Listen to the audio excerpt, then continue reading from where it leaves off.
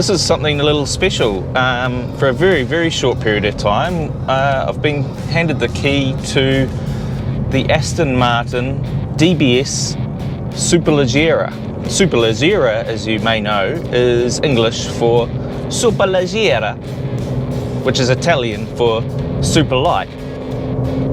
But what you really need to know is all of that translates into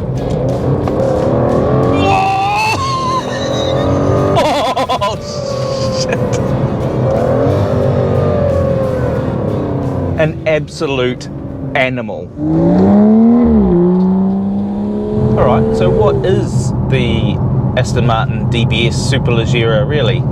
Well, for all intents and purposes, it's an amplified DB11. Under the bonnet, there's the familiar Aston Martin V12 bi-turbo, but it's been fettled just a little bit.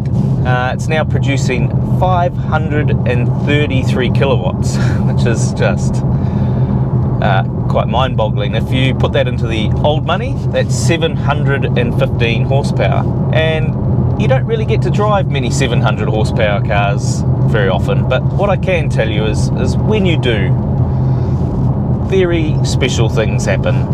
It just really comes alive.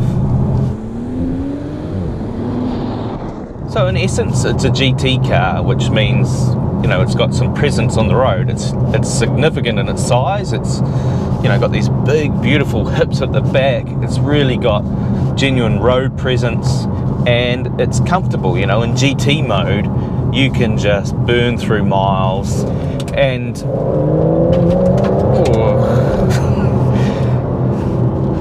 and what that means is 0 to 100 comes in 3.4 seconds. You know, that seems crazy. I mean, it's supercar fast, obviously, but the interesting thing is when you accelerate from 0 to 100, it almost doesn't feel as brutal as you would expect. There's this very slight period of time where everything just seems quite serene.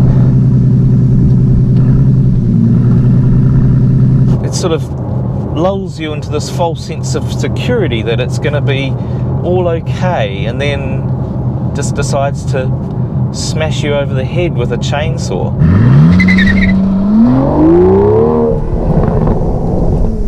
But I am not complaining. This is a very engaging car to drive.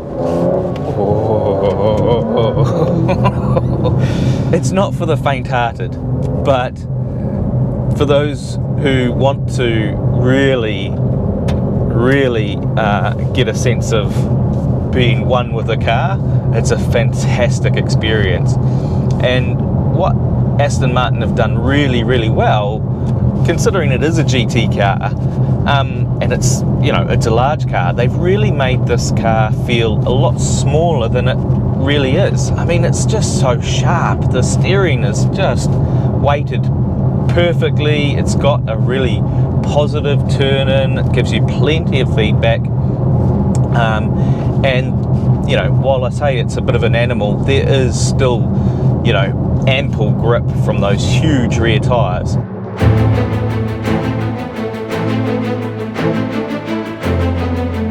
So I've driven this on the road and on the track, as I say. On the track, particularly at Highlands, where you've got very long straights and you can really open the car up, got good runoff and things like that, you can enjoy the car at its maximum and not really get a great sense of just how fast it is. On the road, my God, you know, it is a completely different beast. It just feels like you're juggling chainsaws. It is very lively. You know, that overtaking zone from 80 to 120 kilometers an hour, let's be honest, it's more like 80 to 140 in this, and it's gone in the blink of an eye. You really just don't even realize how quick it is. Obviously it's got plenty of noise from the exhaust. You can have, you know, it in Sport GT mode, for instance, which I'll just put it in now and pop it down a few gears and get some lovely burbles and crackles. flip it into GT mode again, and it is a lot more civilized. So not surprisingly, we're not talking chump change with the price of this car. The DBS Superleggera, well, particularly with this spec and some optional extras, will set you back 485,000 New Zealand dollars. But you know, look, if you're in a position to afford one, I do see it's actually quite a compelling alternative to the likes of Ferrari or Lamborghini. It's got a level of sophistication about it that's just quite refreshing for the category. That said, there are a few things I'd like to see added to the car. It's got no adaptive cruise control, for instance. You know, no radar sensing cruise control that can monitor the speeds of the car in front. And for a GT car in particular, and one that costs as much as that, as this, you know, I'd like to see that. So really, what you've got here is a really great alternative to the likes of Ferrari or Lamborghini. It's got a sophistication about it. It's not so shouty, which I really, really like. So yeah, if you want to have your supercar experience, enjoy a nice GT cruiser as well, and be slightly discreet about it, then maybe this is the car for you.